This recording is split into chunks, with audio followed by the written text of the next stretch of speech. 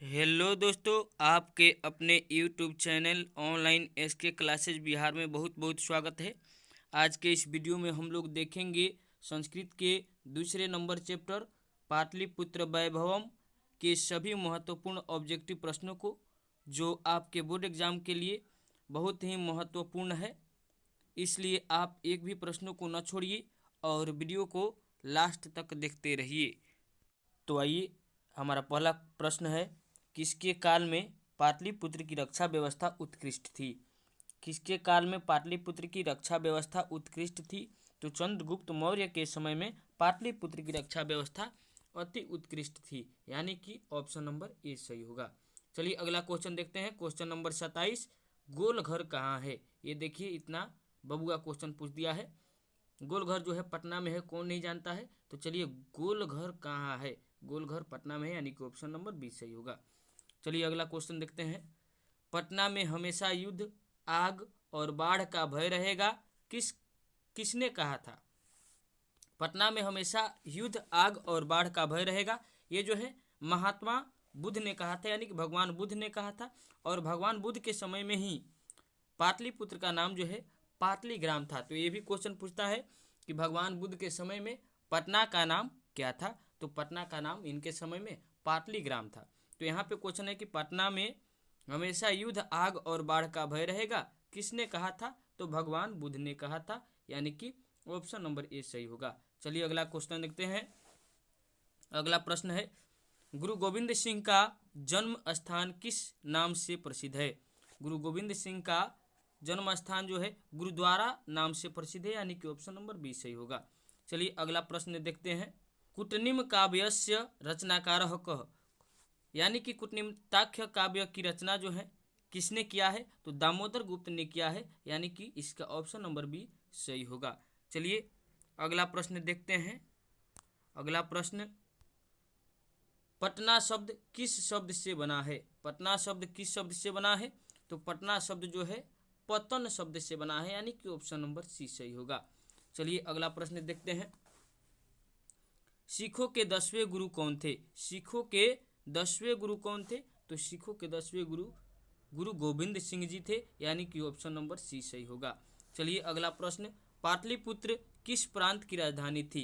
पाटलिपुत्र किस प्रांत की राजधानी थी? तो बिहार प्रांत की राजधानी जो है पाटलिपुत्र थी, यानी कि ऑप्शन नंबर ए सही होगा। चलिए अगला प्रश्न देखते हैं।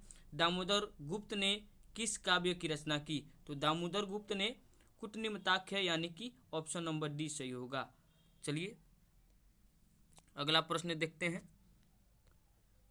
गुरु गोविंद सिंह किस धर्म के गुरु थे? गुरु गोविंद सिंह जो थे सिख धर्म के गुरु थे, और इनका जन्म जो है पटना में ही हुआ था, यानी कि यहाँ पे पूछा है कि गुरु गोविंद सिंह किस धर्म के गुरु थे? तो सिख धर्म के गुरु थे, यानी कि ऑप्शन नंबर डी सही होगा। चलिए अगला प्रश्न देखते हैं। पटना में गंगा नदी पर कौन सेतु है? पटना में गंगा नदी पर कौन सेतु है? तो गांधी सेतु है, यानी कि ऑप्शन नंबर सी होगा सही। चलिए इससे एक प्रश्न और पूछता है कि एशिया महादेश का सबसे बड़ा सेतु जो है कौन सा होता है? तो आपको बता दें कि ये गांधी सेतु ही जो है ऐसा सेतु है जो एशिया महादेश के सबसे बड़ा सेतु के नाम से जाना जाता है। तो ऐसे प्रश्न आपका आएगा आगे कि एशिया महादेश का सबसे बड़ा सेतु कौन है? तो गांधी सेतु ही होगा, यानी कि हमारा सबसे बड़ा पुल होगा। चलिए अगला क्वेश्चन देखते हैं। मेगास्थनीज पटना किसके समय में आया था? मेगास्थनीज पटना किसके समय में आया था? तो चंद्रगुप्त मौर्य के समय में आया था, यानी कि ऑप्शन नंबर सी सही होगा। अगला देखते हैं। पाटलिपुत्र पटना के नाम से कब से प्रसिद्ध हुआ? तो मध्यकाल में जो है पाटलिपुत्र का नाम जो है पटना नाम रखा गया, यानी कि पटना नाम से प्रसिद्ध हुआ। चलिए इसका ऑप्शन नंबर सी सही होगा। चलिए अगला देखते हैं। अगला प्रश्न, पाटल पुष्पों की पुतलिका रचना के आधार पर पटना का कौन सा नाम है?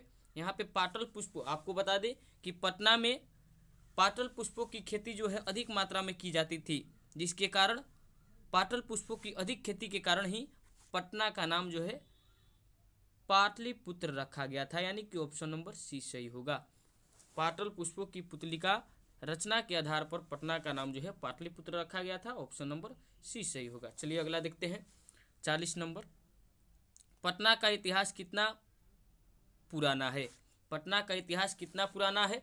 तो पटना का इतिहास जो है 2500 वर्ष यानी कि 2500 वर्ष पुराना है, यानी कि ऑप्शन नंबर ए सही होगा। यहाँ पर बता दें कि आपको बहुत जगह देता है कि 2000 वर्ष पुराना है, तो आपको 2000 पर ध्यान नहीं देना है, बल्कि इसका इतिहास जो है 2500 वर्ष पुराना है। ऑप्शन नंबर ए सही होगा, ये ध्यान दीजिएगा। यूनान का राजदूत कौन था? अगला क्वेश्चन है कि यूनान का राजदूत कौन था?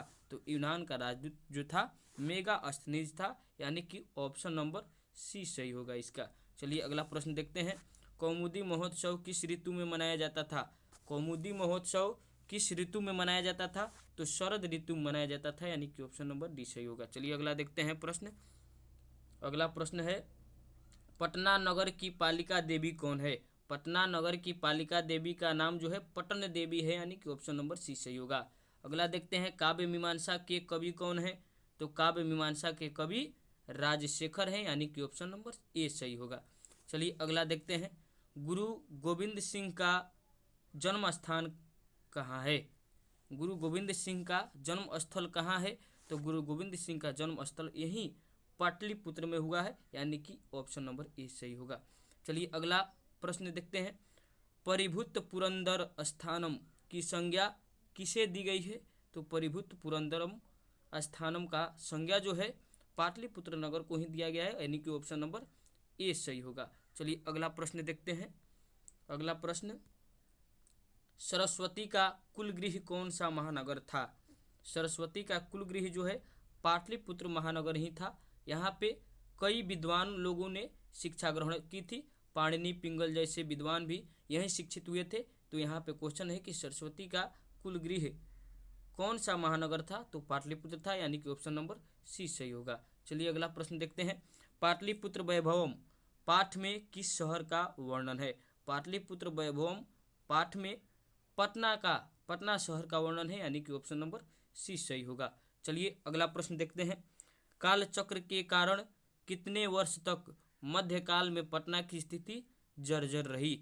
तो कालचक्र के कारण मध्यकाल में पटना की स्थिति जो है लगभग 1000 वर्ष तक जर्जर रही थी, यानी कि ऑप्शन नंबर इसका बी सही होगा। तो चलिए आज के लिए इतना ही। अगर वीडियो अच्छा लगे तो वीडियो को लाइक, शेयर एंड सब्सक्राइब करना ना भूले।